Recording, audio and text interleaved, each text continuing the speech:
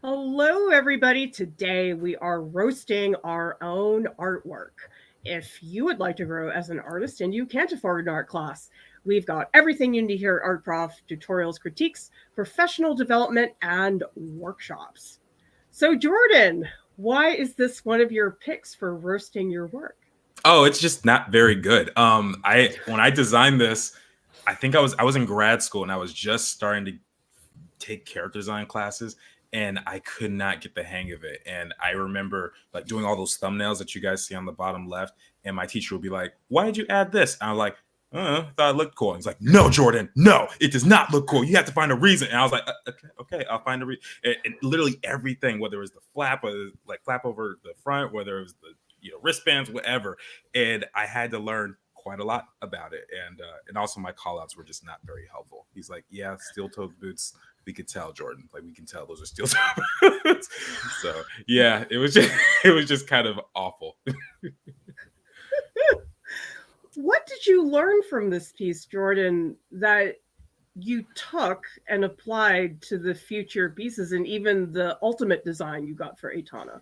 Yeah, so I think the number one thing was have a reason for everything that you do, and this is something I tell my students all the time because I'll tell you a story. I was in class and I had a student who's designing like a warrior, like military guy, and he had a knife on the character that was sticking up like this on the shoulder, and I was like, "Why did you do that?" Because it was just up this high. He's like, "Oh, I just thought it looked cool." And I was like, "If he bends his head, he's gonna stab himself." Basically, it's like you got to think through this, man. You got to think through this, and it reminded me of myself. So yeah, you got to always think through your designs. It's very important. Remember, everybody, if you want to enter our fall raffle, give us a super chat or super sticker during this live stream because you know what? I'm having a meltdown over the Instagram hack, and it's happening at the worst possible time when we're having the raffle. So, this is a great time to support us. Kat, how about this piece? This was a piece I made for personal reasons because I wanted to develop a portfolio of visual development because I was intending to apply to an animation school. So I thought it would be helpful to have some background painting examples. And why don't you like this piece? I think you can tell that I'm not very passionate in it. I started out, this feels like a sketch still.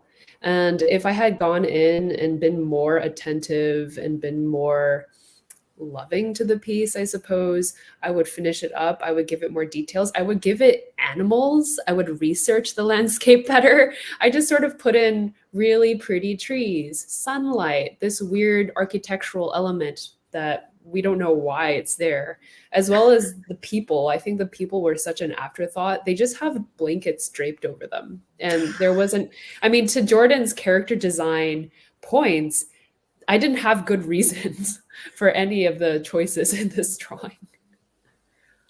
Jordan, do you think some of it is time management? Because it sounds like between the two of you, you feel like you skipped a lot of important steps. I think personally, I think it's more of lack of knowledge more than Mm. time management. Because I know for that project I worked on, it was a lot of hours. Like it wasn't, I didn't run out of time necessarily.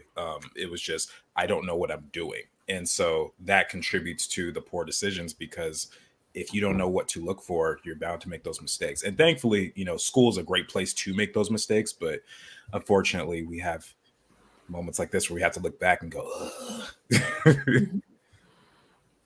Well, Amber says, I love it as it looks like a dream. And I think, Kat, what can get tricky is that we have things we want to work on, but at the same time, we have to listen to other people. But then who do you listen to? Because I know when I post something on Instagram, people follow me for a reason. They like my work. And so it's not common for them to like critique it. And so what do you do with all these different comments, Kat? I think it's a choice, and it's a very difficult choice. And that's actually the problem of choice. And with enough experience and enough projects where you get multiple points of views, you start to understand how to be the sieve that some answers will be applied and come through, but some you got to keep in that sieve. So it's honestly a skill. It's a skill to be able to parse through the good suggestions and apply them. And Jordan, I think it sometimes depends on who the comment is coming from, because you receive comments differently depending on who's giving it to you. Yeah, I think I always kind of have to parse through it.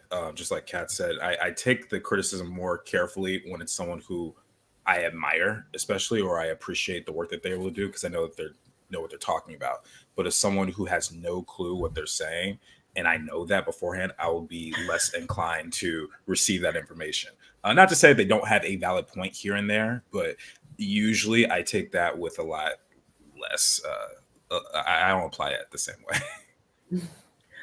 Also, Kat, I know you're going to give me the truth because you were at my house in August and I did that Moulin Rouge commission, which everybody was supportive of online. And you looked at it and you said, Clara, that's really stiff.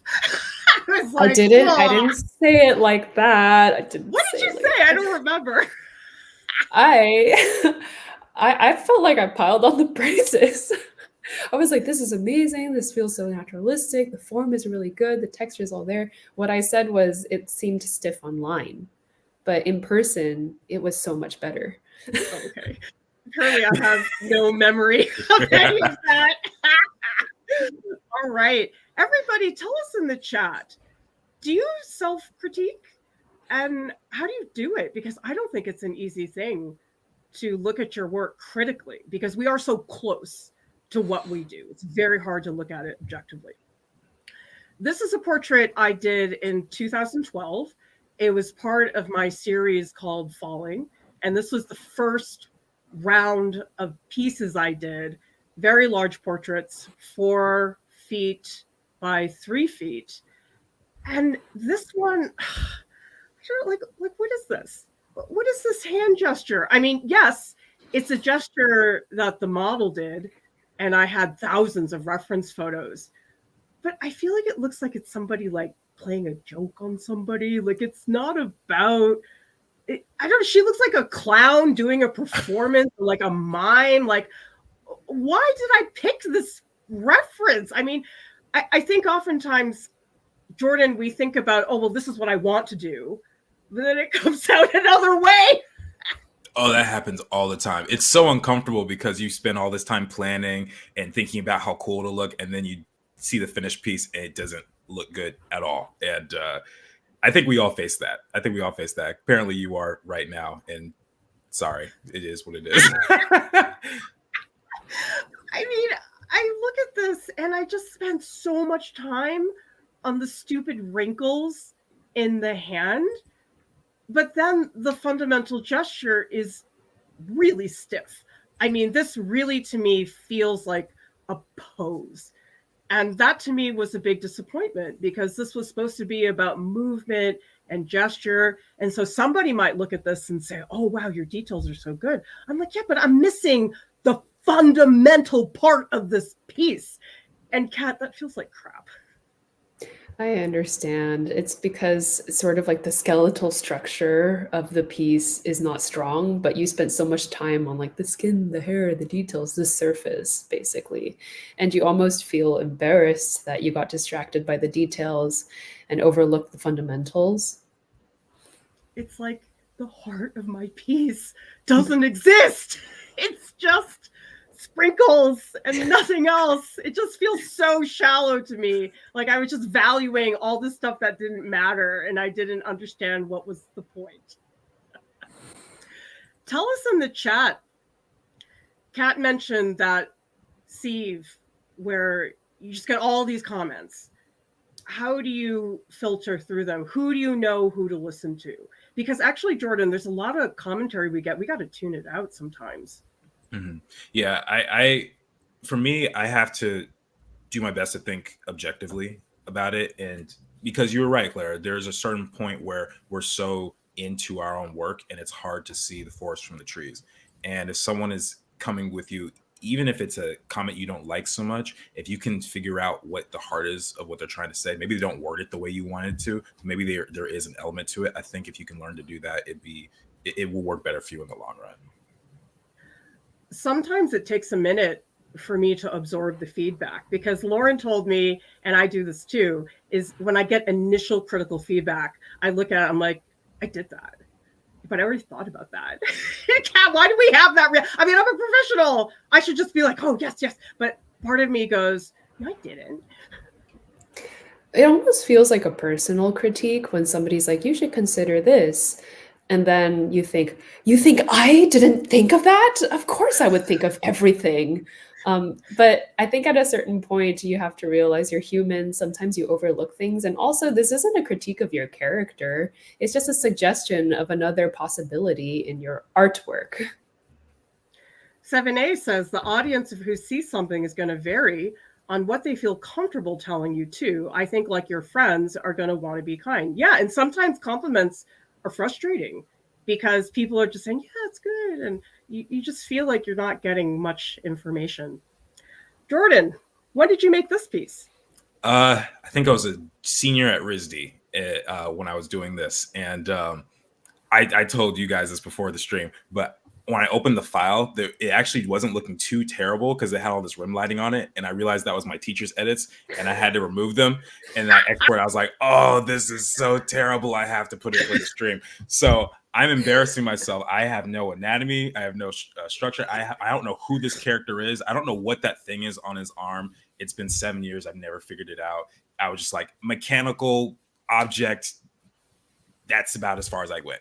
And shapes don't make sense. I don't know who you guys can make up a story for him if you want to. I just put biker design, but maybe he's something different in your world. I don't know. What do you guys think? maybe I'll design him and update him for Shadowboxers. Who knows?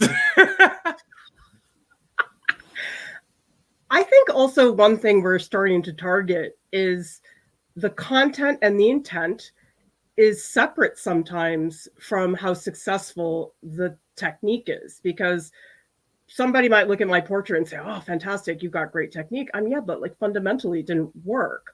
And Kat, Jordan here saying, oh, I don't know, is this not a good way to start?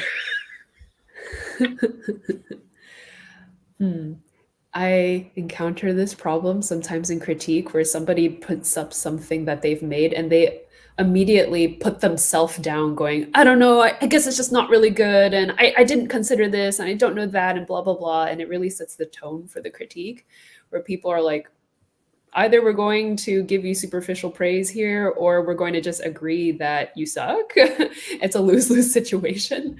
But I think in this case, Jordan is now coming from a basis of much better and experienced knowledge.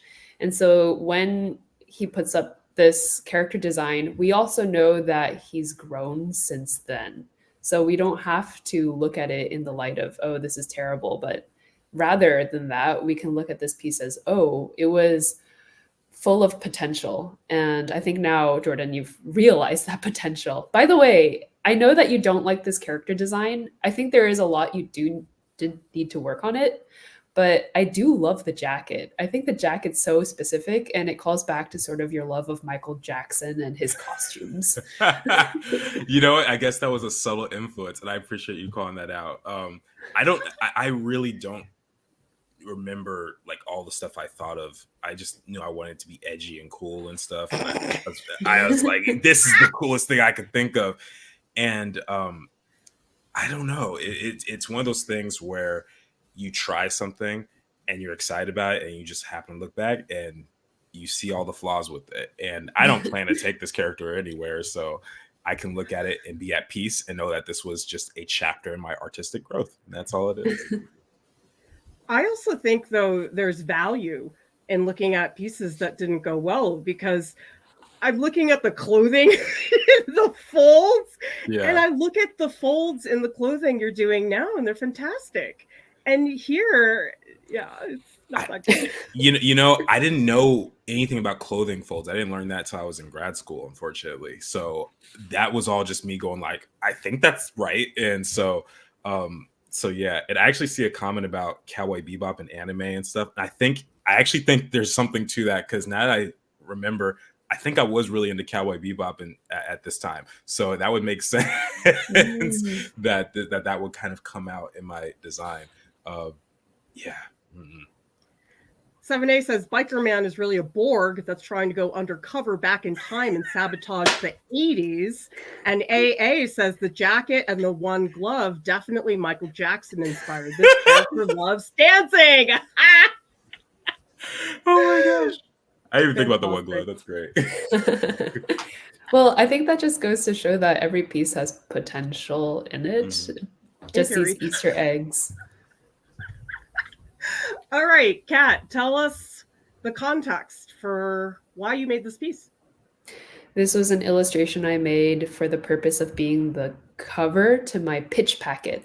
And for those of you who are unfamiliar with that, it's basically a bunch of work that you put together to give to an editor to say, please publish me. Also, book deal, please. So basically, I put together my pitch, and then I very last minute realized, oh my gosh, I need to make a cover for this because otherwise it feels kind of unfinished. So I made this cover. I think in terms of the pitch cover, I mean, it did its job. I got the book deal, but I've had this shown to other people, and other people have said, that's not the cover of the book, is it? And I'm like, you're right. It's not the cover of the book. It's the cover of the pitch. But still, I don't think this was the best cover I could have come up with. I'm curious, Kat, did that sting a little? No, it didn't sting because I kind of knew it already. And it felt almost like a relief to have it confirmed that I could do a better job at this. I just feel, to call back on, content and fundamentals, I don't think I understood the big idea of this piece. I just had the kids in the antique shop. I had the antique spell out nostalgia, and that was really about it. I wish I could have given this piece more depth. I do like the drawings. I like the drawing quality. I like the objects. I just don't think they serve a higher purpose right now. Jordan, it seems like talking to all of us, most of the problems are in purpose. And sure, there's technique, but that seems to have a greater impact on the ultimate success of the piece than technique. Yeah, well, actually, something I tell my students all the time, and something that I learned when I was in grad school, is there's a very big difference between having a good drawing and having a good design. Those are two very separate things. Like, you could be technically very great, and we talked about that just in Kat's piece. But then there's the design aspect. There's all the things that the meaning behind it. And one way that I talk about it, especially when it comes to character design, is when we think of those two words, we think of the design aspect. We think of all the cool visuals and all that, but we forget the character, like why we make those choices. Like, why does this character have a scar here? Why does this character have a tattoo? Why do they have their hair this way? And sometimes we separate those two when really they need to be combined. That said, though, sometimes the goal of the piece doesn't have any concept at all. I mean, sometimes, Kat, I sit down, I'm like, you know what? I'm not very good at drawing hands. I got to practice, and that's okay. I totally agree with you. I think it's all about looking at your works objectively, and also, again, being that sieve. Is it a sieve or is it a sieve? How do you pronounce it? I know it's spelled Sieve, but I've only ever read it, never said it. But I say anyways. People in the comments, tell us what it is. Yeah. Look it up. Google it. But being able to parse through the choices that you have and making the ones that feel the best and the most right to you. Tell us in the chat, what is your overall critique experience? Because this is a good point from 7A, who says critique is hard, both giving and taking. And actually, what's interesting is we have critique channels in the Discord, and a lot of people, for good reason, go in there wanting critique and assume that's the experience, but it's not. Jordan, have you learned from critiquing other people's work? Oh, yeah. I think one of the big things is just knowing what other people see first. I think that's a reason we have the tangent police. Like, people just call it tangents all the time because when we're working on it, we don't see it. But the first thing that other people see is like, hey, I don't understand the depth here. What's going on? Is this in front of this or is this in front of this? And it seems annoying, but realistically, like, some of those things are the most helpful. And so I think it can be incredibly challenging to hear, but it's also necessary. And the only reason I think it's so difficult is because we are just so personally attached to our work. It's like a part of us that's, like Kat said, critiquing our character when really it's not about that. Well, I think it's easy to say to yourself, I finished the painting, That's it. But it's not.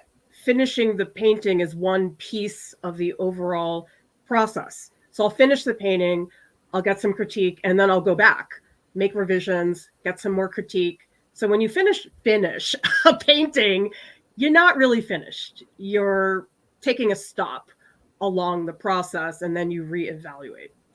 By the way, everybody, please enter our fall raffle. And so my question to you is, do you learn from us and do you want us to keep existing? One of those two things. If you said yes, enter our fall raffle, because even the smallest amounts, they add up over time. And if you give us a super chat or super sticker during this live stream, it does count as a raffle entry. This is way back. Guys, I don't know, 20? 47 now. When I did this lithograph, it was from my lithography class my senior year. And this is a picture of my college roommate. And lithography is a very challenging technique. And so I think consequently people get very sucked into the making of it because it is so complicated. But as a drawing, it's so flat. I mean, what is going on here with the shading? It's like one gray the whole way through, and there's so much white. I just didn't fill stuff in. And what is this neck? Like, what was I doing? Like, you don't know what's what. The anatomy's terrible. The collarbones are like way too far apart. I mean, I just I'm like, what were you thinking? And Kat, I think that's a pretty common feeling when we look at our work we don't like. Yes, and sometimes you can really tear yourself down while doing it, but in order to see the potential of the piece, you can say, hey, I recognize that these are things that are wrong with the drawing and I can do better next time. That's also something I encounter in class where people, the environment of the critique is really negative, saying, this is all the stuff you need to fix. You need to fix everything. I need to fix everything. What am I going to do? And trying to reframe that attitude into something like, oh, I recognize these things. I'm aware of them. That's already such a huge step in a great direction. I also think I know when I'm drawing in a wimpy way, and that's what I did here. I was just so safe. I didn't want to upset anybody with this drawing.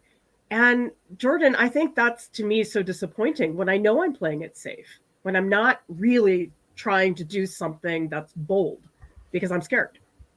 That's probably the number one consistent critique I've ever gotten throughout my whole life. I know if you said it to me, Claire, I'm sure Kat has said it before, and looking at my work, I know other people have said it. And it's funny because I think a lot of it has to do with my personality. I just tend to kind of be very chill about things. I'm not someone who's just bombastic and just out there. And it comes across in my work, and it's challenging because you're like, how do I change who I am for this one piece when really I just want to stay in the background? I think that's something that is going to be a constant struggle in a sense, or something I'm going to continue to try and fight through.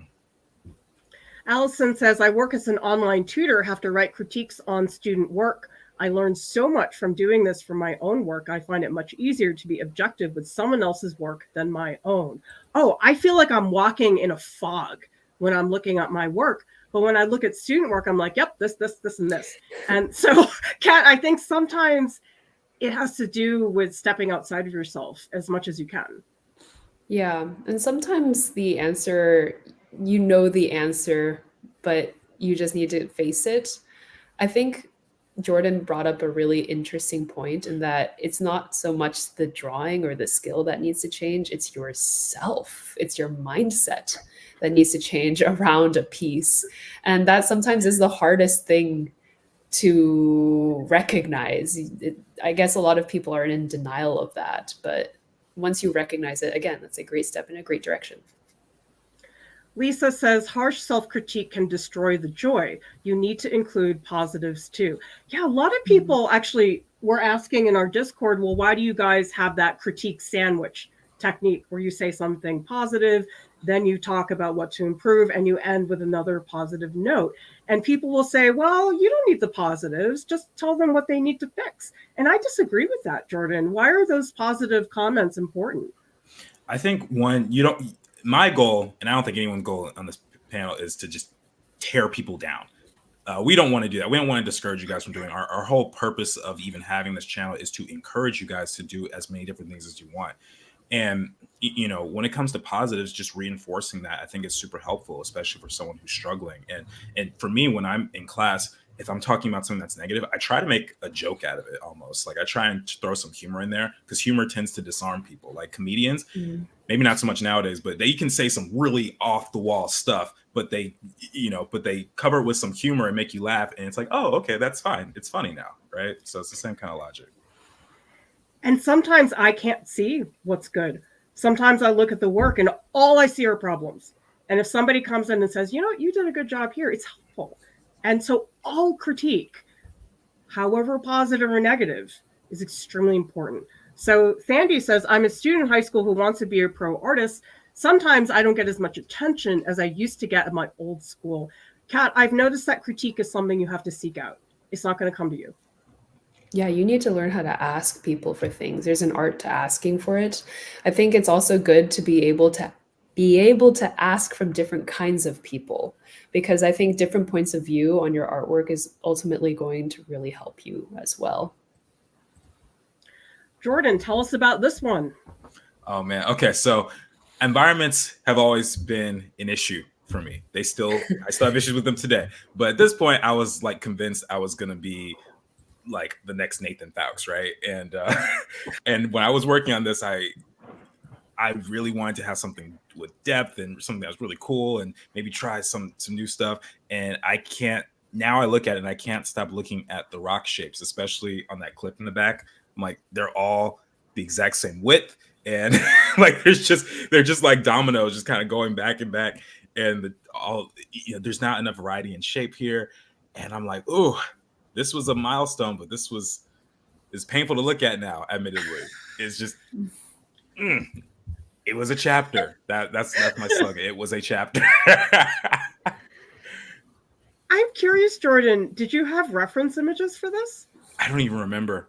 I probably had a reference, probably not enough.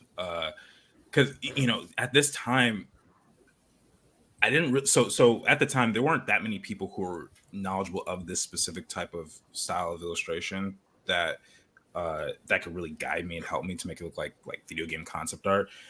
And there were also just subtle things like subtle design things that I just didn't know about. Like I had to learn what atmospheric perspective was like as I was doing this, or I had to learn like, hey, maybe put some birds here, give it some life. And I was like, oh, okay. So when you're trying to learn and you're frustrated at the same time, it becomes rather challenging. And I also have high expectations of myself just in general. And so all that combined makes it for a chapter. So, yeah. Allison says, is it just too easy to get sucked into technicalities of using media print techniques that are tricky? You forget about the drawing or what you're trying to say in the art itself. Do you think that's the case, Kat? I think that can definitely be the case for a lot of people, everyone. And I think it's also just a case of experience. Over time, you'll understand how to oscillate between, okay, mindless drawing, just got to get the hatching done, and then stepping back and thinking critically, is this really saying what I want it to say? And that itself is a skill, as much of a skill as it is drawing.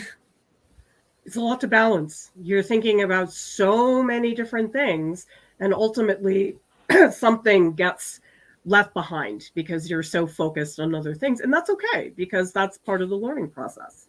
All right, Kat, what's up with this piece?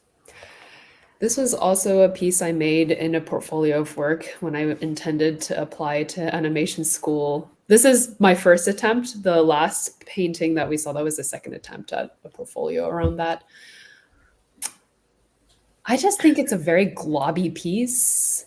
The digital brush strokes that I use, it's clear that I use like the round brush and I put it at 100% opacity and just globbed on shapes. And they don't have a lot of finesse to the brush mark.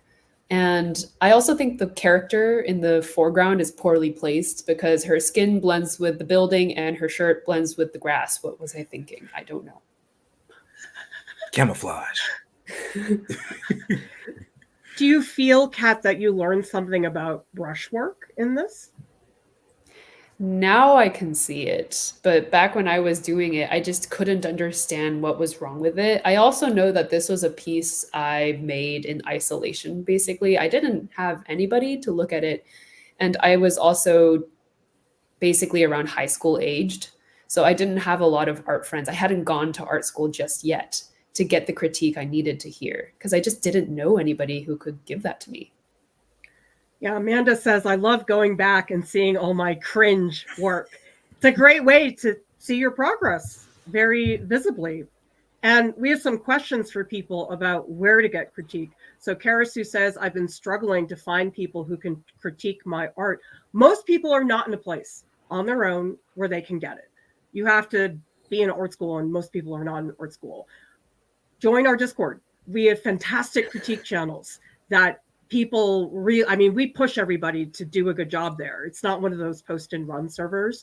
You'll get significant feedback. Now, if you want feedback from the staff and me, if you join our Patreon group, it's $20 a month. I leave really long critiques, like 4-paragraph critiques. So we have options. Some are free, some are paid, but take a look at that. And Thandy says, can you trust friends and family to critique your art? And as artists, is it normal to feel that your art is worse than it actually is? Well, Jordan, how about you answer the first part about friends and family critiquing? Do you trust them? I only trust them when I've had critique from other people, and and I just need some encouragement. That's kind of what they're for. I had a teacher who was like, "You're if you need like encouragement, go to your mom for that, because this is not the place for that. I'm here to tell you what's real." And so I think if you have friends and family who have a critical eye and who are honest with you, then that's fine. And they don't even have to be artists, but if they know anything about colors, or if they're able to say, hey, this character's blending in too much back here, or hey, something's weird with the composition, if they can give you feedback like that, then sure, why not? But they tend to be the people who give you the least amount of what's the word? I don't even know what the word is. Not acceptable feedback, but critical feedback, I guess, is the best way to put it. Yeah. Sometimes their feedback is terrible. I've had people come into the Discord and say, well, my mother said this. She said this is bad. I'm like, no, your mother is not equipped with the expertise, and this is terrible advice. In general, I wouldn't ask them as a reliable source. I know they mean well. They're really trying to help you, but they're not. I mean, if a neurosurgeon asked me, oh, do you think I'm not going to give advice on that. Although I guess with art, we don't worry about somebody dying. All right, Kat, is it normal to feel that your art is worse than it actually is? No, it's completely normal and it never goes away. You're always going to have imposter syndrome, no matter how good you get. But I think that's also heartening because that means you are striving for newer, bigger, greater heights, and you're never going to be stagnant. So it's normal, but it's okay. It's a good sign. I don't know. Sometimes I drive myself crazy where I just hate it the whole time. So you need to have a balance.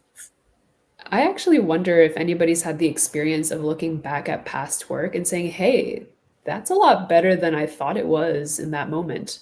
And so we're looking at cringe work, but I also want to know the opposite. Has anybody had that experience?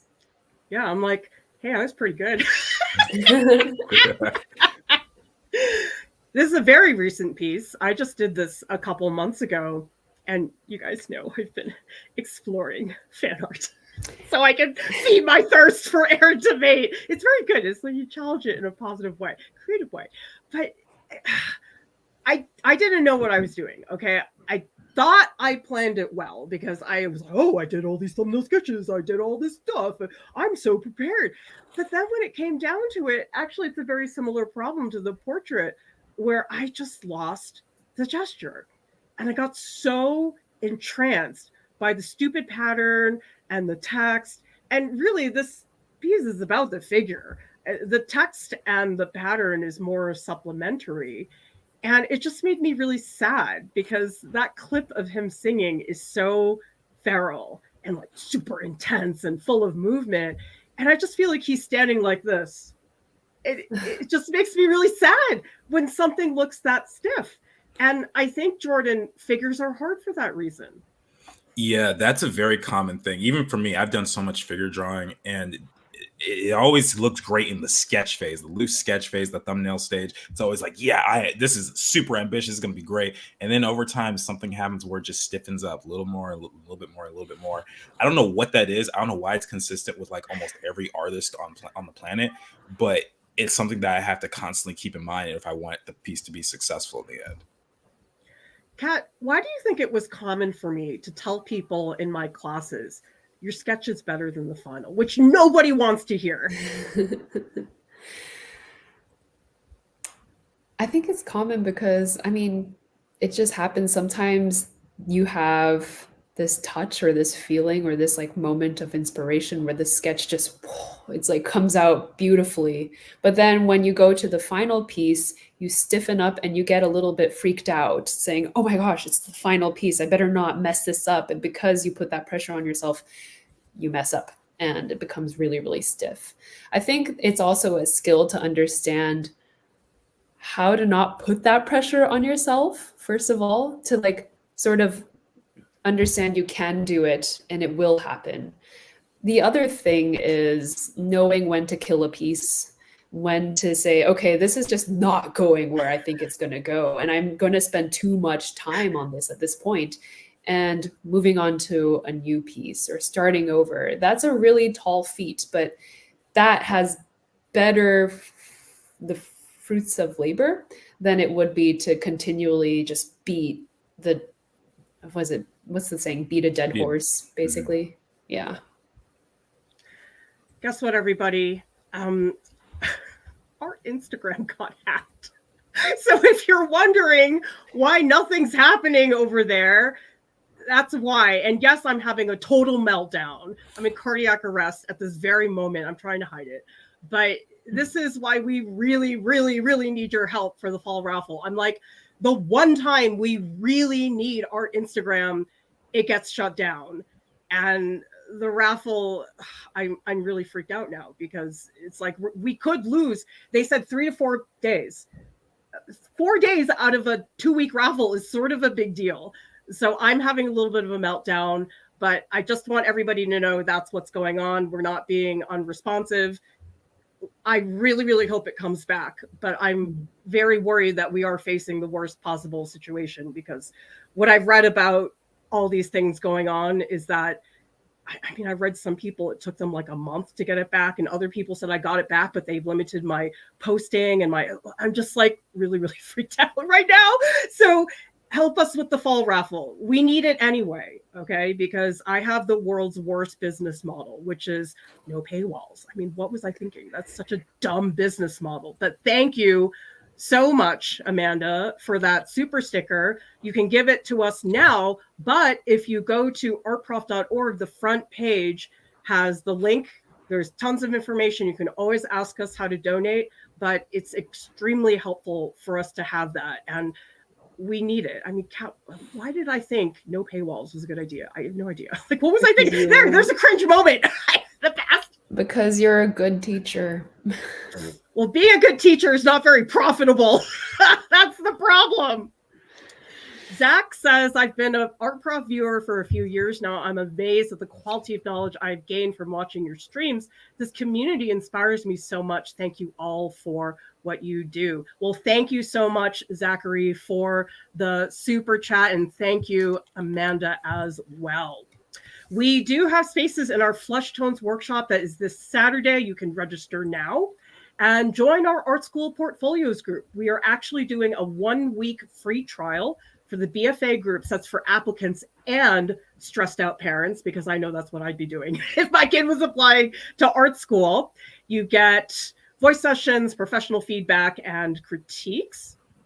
We are doing a Discord stage session right after the stream. Kat and I will be in there. This is where you get to talk to us on voice. It's so much fun to hear your voices, so I hope you can join us there.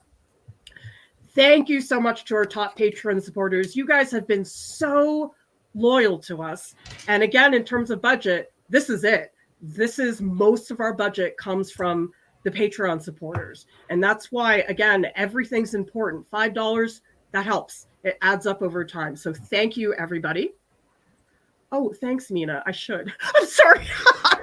All this Instagram. I need to do that. Okay, thank you so much. And Amber says, I wouldn't be here if you had paywalls or only Instagram. Well, thank you. Visit artprof.org. There's so much content on there that is not on YouTube. Use the search bar. Art Prof has a podcast. It's available on Spotify and also on iTunes. And Maggie would like you to subscribe for more tutorials, critiques, and business tips. Everybody, thank you so much for watching. We'll see you next time. Bye.